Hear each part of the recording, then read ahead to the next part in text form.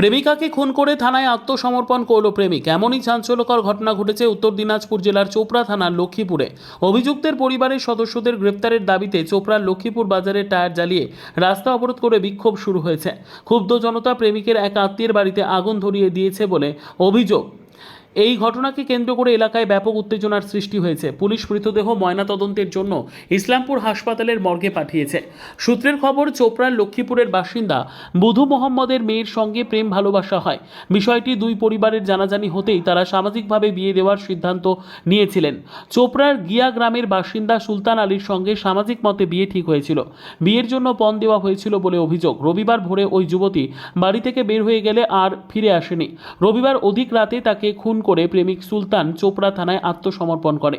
তার দেওয়া তথ্যের ভিত্তিতে মেয়ের পরিবারকে না জানিয়ে পুলিশ যুবতীর দেহ উদ্ধারে ময়নাতদন্তের জন্য ইসলামপুর মহকুমা হাসপাতালের মর্গে পাঠায়। বিষয়টি জানাজানি হতেই চরম উত্তেজনার সৃষ্টি হয় চোপড়ার লক্ষ্মীপুর বাজারে। খুনের ঘটনায় সুলতানের পরিবারের সদস্যরা যুক্ত। তার গ্রেপ্তারের দাবিতে লক্ষ্মীপুর বাজারে টায়ার জ্বালিয়ে রাস্তা অবরোধ শুরু করেছে। নিহত এলাকায় চরম উত্তেজনা রয়েছে। চোপড়া থানার পুলিশ ঘটনাস্থলে পৌঁছেছে।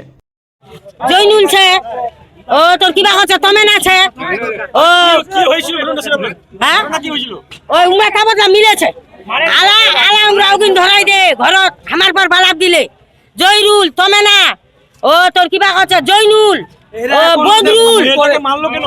মেয়েটাক মারলো কেন নিকনে ওই দিয়ে আমরা জবাব চাই। কিভাবে মারলো? কে মারলো? মজিবর মারলো ওর ভাইরা 5 জন মারলো মিলে। মেয়েটার কি বিয়ে ঠিক হয়েছিল? ঠিক হয়েছিল কার সাথে? ওই আর সুলতানের সাথে। কবে বিয়ে? 19 তারিখে 19 তারিখে বিয়ে দিব। 6 তারিখে টাকা লাগা দিছি 3 লাখ। তো হঠাৎ করে মারলো কেন? ওইটাই আমি জবাব চাই, কেন মারলো? এখন কি চান আপনারা? আমরা ফাঁসির অর্ডার চাই। ফাঁসির অর্ডার না হলে আমরা মানবো না।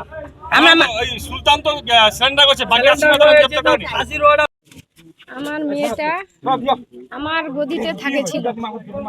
ওকে যে কোন ওকে আমি দেখলাম আমার কাছ থেকে, আবার মোবাইলে মেসেজ আসছিল না কি আসছিল সেটা তো আমি ঘুমিয়ে পড়েছি। পরে দেখছি আমার মেয়ে পেশাব করতে গেল, তারপরে আমি ফের ঘুমিয়ে পড়ে গেছি। আমার মেয়েকে নিয়ে চলে গেছে।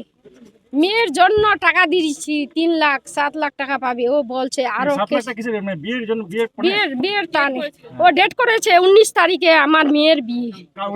ওর সাথে সুলতানের সাথে ও মেরুন করেছে সবকিছু। এই যে ডেট ফের সবকিছু মেরুন। আর যে মেরুনটা ওর বড় দিদি। বিয়ে কি 19 থেকে ঠিক হয়েছিল? হ্যাঁ 19 তারিখে বিয়ে যাবত 7 লাখ টাকা দাবি করছিল।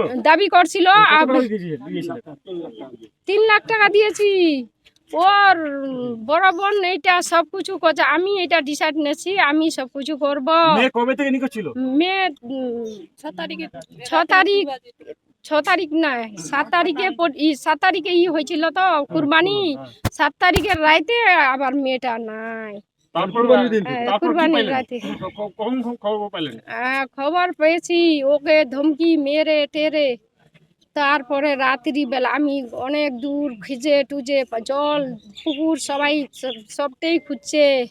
আমার ভাই দাওয়ার গটলাই খবর পেন রাত্রি 8-9 বাজে কালকে পেয়েছে। আমি বলতে পারবো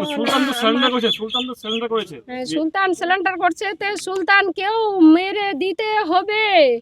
মোর মেয়ের সাথে একসাথে ওর 2 জনকার জানাজাত হবে। আমি এইটাই চাই, আমার কোনো দাবি নাই গে। মোর বিয়ে ঠিক হওয়ার পর আপনার মেয়েকে নিয়ে গেল এবং মেরে ফেললো কি উমার বংশ বাছিল কিনি মি কেঙ্গে কহিম গে। তারা কি একে অপরকে আগে থেকেই জানতো? ও তো ওর সাথে আর মোর মার কেঙ্গে লে যা কেঙ্গে। কি চাইছেন এখন আপনারা? এখন চাচ্ছি আমি না মজিবরকে সাজা, মজিবরের স্ত্রী মেরুনকে সাজা।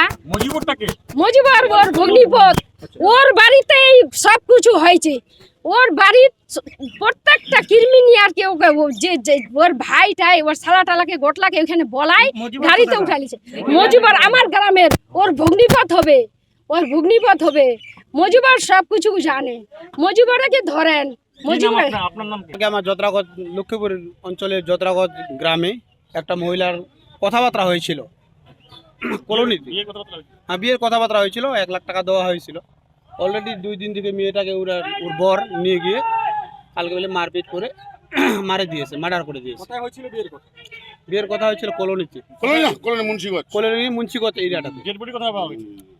ওটা ডেড বডিটা পাওয়া গেছে গ্রাম এলাকা থেকে, ওখান থেকে চা পাওয়া বাগান গেছে। থেকে? হ্যাঁ, চা বাগান থেকে পাওয়া গেছে। আচ্ছা, ওই যুবক কি তাকে তুলে নিয়ে গেছিল? হ্যাঁ, ওই তুলে নিয়ে যায়নি ওরা। আমরা বলছি যে রাত্রিবেলায় থেকে আমার তো যখন কথাবার্তা হয়েছে, মেয়েটা এমনি চলে গেছে না তুলে নিয়ে গেছে এটা বলতে পারছি না। ভোরবেলায় থেকে নাই, মেয়েটা নিখোঁজ ছিল। কখন জানতে পারলেন? পুঁতে দিয়েছে একটা চা বাগানের কাছে। কে মেরেছে? ওই যে ছেলেটার সাথে কথাবার্তা হয়েছিল, ওর সাথে ওর বাবা আছে, ওর বোন আছে, জড়িত আছে ষড়যন্ত্রতে। ব্যুরো রিপোর্ট, উত্তর বাংলা সংবাদ।